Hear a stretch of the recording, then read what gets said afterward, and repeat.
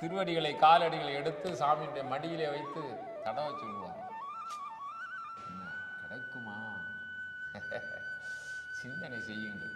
நாமத்தை ஓதுவதற்கு கிடைக்குமா?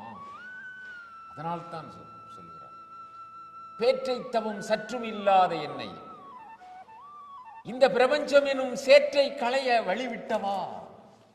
இது வெறும் சேறு. நான் இந்த சேற்றை களைவதற்கு எனக்கு திறமை உண்டா? கிடையாது. பேற்றை தவம் சற்றும் இல்லாத என்னை பிரபஞ்சம் எனும் சேற்றை கழிய வழிவிட்டவா. அதுதான் குருநாதர்.